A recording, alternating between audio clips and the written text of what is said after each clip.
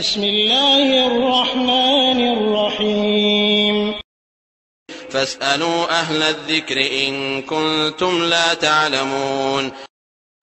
আসসালামু আলাইকুম রহমতুল্লাহি ওয়া বারাকাতুহু। আরেকদিন ভাই জানতে চেয়েছেন যে স্ত্রী মাসিক পিরিয়ডে থাকাকালীন এই মুহূর্তে কি হস্তমৈথুন করা জায়েজ আছে?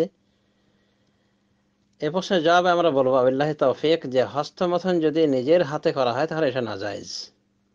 অধিকাংশ উলামাদের এটাকে নাজায়েজ বলেছেন। কিন্তু যদি স্ত্রীর হাতে যদি হস্তমৈথুন করা হয় এটা জায়েজ রয়েছে। শুধু হস্তমৈথুনই নয়, স্ত্রীর সম্পর্কে হায়দা স্ত্রীর সম্পর্কে রাসূলুল্লাহ সাল্লাল্লাহু আলাইহি ওয়াসাল্লাম বলেছেন ইসনাউ কুল্লা শাইইন ইল্লা নিকাহ, তোমরা সবকিছুই করো শুধুমাত্র মিলন ছাড়া। মুসলিম শরীফ 720 নম্বর হাদিস। হাদিসের প্রেক্ষাপটে বলা হয়েছে যে আনাস থেকে বর্ণিত ইয়াহুদরা বলতো, ইয়াহুদদের চরিত্র ছিল এই যে ইযা হাদাতিল মারাতু ফীহিম, যদি তাদের ভিতরে মহিলা মাসিক হতো, লাম ইউআকিলুহা, তার সাথে খাওয়া দাওয়া করতো না একসাথে, ওয়ালাম ইউজামিউহুন্না ফিল বুয়ুত, তাদের সাথে একসাথে বসবাস করতো না ঘরের ভিতরে, মানে ঘর বাড়ি সব পৃথক করে দিত। ফাসাল আসহাবুন নবী সাল্লাল্লাহু আলাইহি সাল্লাম, তখন রাসূল সাল্লাল্লাহু আলাইহি ওয়াসাল্লামের সাহাবীগণ নবী সাল্লাল্লাহু আলাইহি ওয়াসাল্লামকে জিজ্ঞাসা করলেন এই বিষয়ে যে এদের আচরণটা কেমন, মানে তারা তাদের স্ত্রী মাসিক হলে তাদের সাথে খাওয়া দাওয়া করে না, তাদের সাথে একসাথে বাড়িতে থাকে না। তো এই বিষয়ে জানতে চাইলো সাহাবায়ে কেরাম নবী সাল্লাল্লাহু আলাইহি সাল্লামকে। ফাআনজালাল্লাহ, তখন আল্লাহ নাজিল করলেন এই আয়াতটি, ওয়ায়াসআলুনাকা আনিল মাহিদ, ওরা জিজ্ঞাসা করে হায়েদ সম্পর্কে, মহিলাদের মাসিক স্রাব সম্পর্কে। কুল হুয়া আযান, আপনি বলে দিন ওটা হলো নাপাকি। ফাতাজিলুন নিসা ফিল মাহিদ, সুতরাং তোমরা মহিলাদেরকে বর্জন করো এই হাজের অবস্থায়। এখানে বর্জন করো বলতে মেলামেশা বর্জন করা উদ্দেশ্য। ইলা আখির আয়া। তো রাসূলুল্লাহ সাল্লাল্লাহু আলাইহি ওয়াসাল্লাম এরপরে বলেন ইসনাউ কুল্লা শাইইন ইল্লা নিকাহ, তোমরা সবকিছু করো একমাত্র মিলন ছাড়া, সঙ্গম ছাড়া, মানে নারী অঙ্গে জনাঙ্গের সঙ্গম ছাড়া সবকিছু করো।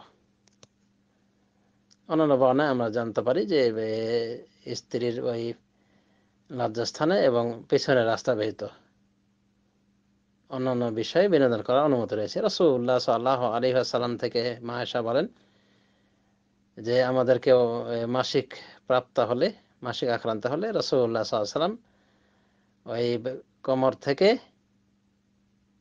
হাঁটু পর্যন্ত কাপড় রাখতে বলতেন, এরপরে রাসূলুল্লাহ সাল্লাল্লাহু আলাইহি ওয়াসাল্লাম বাকি অংশে বিনোদন করতেন।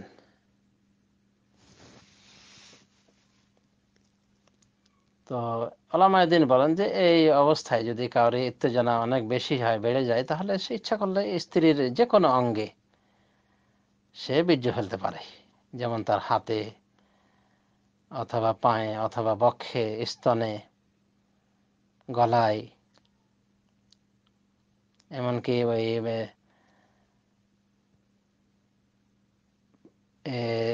লজ্জাস্থানের আশেপাশে, লজ্জাস্থানের লিঙ্গনা প্রবেশ করিয়ে এমনি বিনোদন করতে পারে আশেপাশে। তো এগুলো করতে গিয়ে যদি বীর্য বের হয়ে যেতে পারে, অসুবিধা নেই। শেখ ইবনে হোসেন বলছেন যে কোনো সমস্যা নাই, যদি বীর্য বের হয়ে যায় এই স্ত্রী অঙ্গে দুই রাস্তা বাদ দিয়ে অন্য জায়গায় মেলামেশা করার কারণে, বিনোদন করার কারণে কোনো অসুবিধা নেই। তবে বীর্য বের হলে গোসল করতে হবে। যদি স্বামীর বের হয় শুধু, তাহলে স্বামীকে গোসল করা লাগবে, তার উপর গোসল করা ফরজ। আর স্ত্রীর যদি বের হয়ে যায় এভাবে ভিন্ন জায়গায় বিনোদন করাতে, তাহলে তাকে গোসল করা লাগবে, তাকে গোসল করা লাগবে। তবে এটা তার উপর গোসল ফরজ নাই, কারণ সে তো নাপাকিতেই রয়েছে, মানে মাসিক আক্রান্ত রয়েছে। কিন্তু এই গোসলের মাধ্যমে ফায়দা হলো এই যে তার পবিত্রতা হালকা হলো, অপবিত্রতা হালকা হয়ে গেল। এবং বেশ কিছু বিষয় রয়েছে মাসিক আক্রান্ত মহিলার জন্য বৈধ রাখা হয়েছে, কিন্তু জন্মের জন্য রাখা হয়নি। ফরজ গোসল যার হয়ে গিয়েছে, মানে স্ত্রী মিলনের মাধ্যমে বা বীর্য বের হওয়ার মাধ্যমে, তার জন্য রাখা হয়নি। যেমন কোরআন ধরে পড়ার বিষয়টি, কোরআন পড়ার বিষয়টি, অনেক উলামা দ্বীন বলেন যে কোরআন পড়বে না যেহেতু জন্মী, কিন্তু হায়েজ আক্রান্ত মহিলাদের ক্ষেত্রে কোরআন পড়া বৈধ বলা হয়েছে, যে তারা কোরআন পড়তে পারবে, অসুবিধা নেই, স্পর্শ ছাড়া। এমনকি স্পর্শ করে পড়ারও পক্ষে কেউ কেউ গিয়েছেন।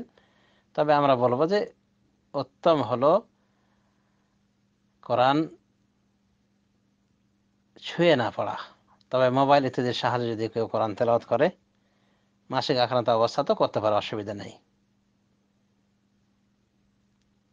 তো যাই হোক, স্ত্রীও যদি তারও যদি বীর্য বের হয়ে যায় স্বামীর এভাবে ওই বিনোদন করার কারণে, তাহলে তাকেও গোসল করতে হবে, তারও গোসল করে নেওয়াটা উচিত। তো এই হলো কথা যে হস্তমথন নিজের হাতে করা যাবে না, তবে নিজের স্ত্রীর সাথে বিনোদন করে এমনকি হস্তমথন করলেও সেটা অসুবিধা হবে না ইনশাআল্লাহ, এটা বৈধ রয়েছে। কারণ রাসূলুল্লাহ সাল্লাল্লাহু আলাইহি ওয়াসাল্লাম বলে দিয়েছেন ইসনাউ কুল্লা শাইইন ইল্লা নিকাহ, সব কিছু করো তাদের সাথে একমাত্র মিলন বাদ দিয়ে, মানে ওই স্ত্রী অঙ্গে মিলন করো না। আশা করি আমরা বিষয়টি বুঝতে পেরেছি। আসলে দেখেন, শরীয়তের জ্ঞান না থাকার কারণে আমরা অনেক বিষয়কে অনেক বড় অপরাধ মনে করে থাকি। মানে মাসিক আক্রান্ত রয়েছে স্ত্রী, তো যদি স্বামী প্রবাস থেকে আসে বা স্বামী ইত্তেজিত হয়ে যায় তো অসুবিধা কি? স্বামীর জন্য অধিকার রয়েছে অন্যান্য সর্বাঙ্গে সে বিনোদন করতে পারে, শুধুমাত্র দুই অঙ্গ ব্যতীত। মাসিক আক্রান্তা লজ্জাস্থানে মিলন করবে না এবং পেছনের রাস্তা ব্যবহার করবে না, বাস।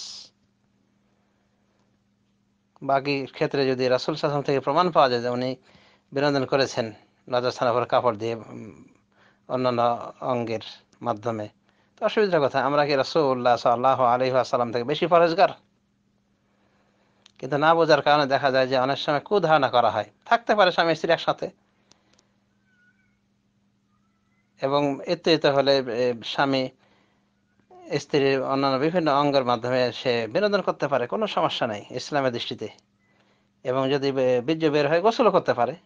কিন্তু এই অবস্থায় গোসল করলে মানুষ কুধারণা করে বসে, বলে যে হ্যাঁ এই কাজ করেছে মনে হয়, মানে স্ত্রীর সাথে ওই মাসিক অবস্থায় মিলে গিয়েছে, সহবাস করে বসে কুধারণা করে।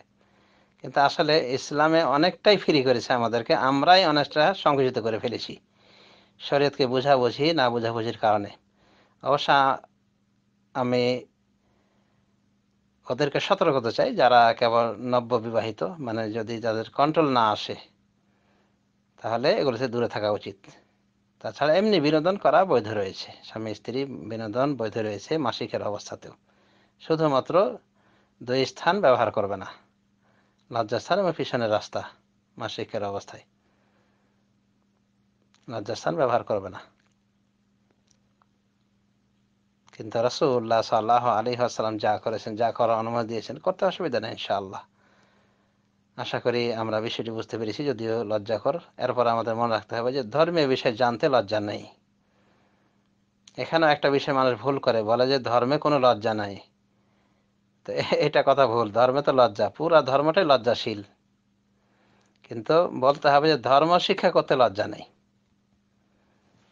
এই জন্য তো আমরা লক্ষ্য করে দেখেছি যে উম্মে হাবিবা রাদিয়াল্লাহু তাআলা আনহা রাসূল সাল্লাল্লাহু আলাইহি ওয়াসাল্লামের বিবি ছিলেন, সেই সুবাদে সে কারণে মুআবিয়া রাদিয়াল্লাহু আনহু তাকে জিজ্ঞাসা করেন যে তোমার সাথে যে মিলন করতেন রাসূল সাল্লাল্লাহু আলাইহি ওয়াসাল্লাম যে কাপড়ে, ওই কাপড়ে কি তিনি নামাজ পড়তেন? তো বলছেন যে হ্যাঁ, অসুবিধা নেই, নামাজ পড়তেন, একমাত্র কোনো নাপাকি দেখলে সেটা আলাদা কথা, কষ্টকর কিছু দেখলে পড়তেন না। তাহলে দেখা যাচ্ছে বোনকে ভাই জিজ্ঞেস করে শরীয়তের বিষয়ে।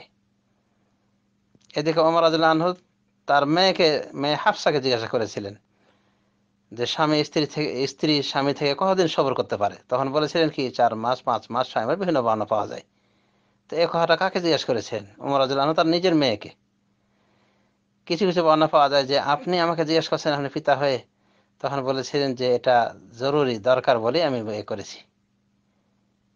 তো যাই হোক, ধর্মীয় বিষয়ে পরিষ্কার করে বলে দেওয়া, বিশেষ করে যেসব বিষয়ে মানুষের ভিতরে বোঝাবুঝির ভুল রয়েছে, এসব বিষয়ে ধর্মীয় অবস্থানকে পরিষ্কার করে দেওয়া এবং ধর্মীয় যতটুকু সুযোগ রয়েছে সেটা স্পষ্ট করে দেওয়াটা, এটা বৈধ রয়েছে, বৈধ সীমানা রয়েছে। যে লজ্জা ধর্ম শিক্ষা করতে বাধা হয়, ধর্ম শিক্ষার পথে অন্তরা হয়, সে লজ্জা প্রকৃত অর্থে লজ্জা নয়, এটাকে বলা হয় যে কাপুরুষতা। তো যাই হোক, আল্লাহ রাব্বুল আলামিন আমাদের সবাইকে সর্ববিষয়ে সঠিক বোঝার তৌফিক দান করুন। আমিন। ওয়া সাল্লাল্লাহু আলা নবিয়িনা মুহাম্মদ ওয়া আলা আলিহি ওয়া সাহবিহি আজমাইন।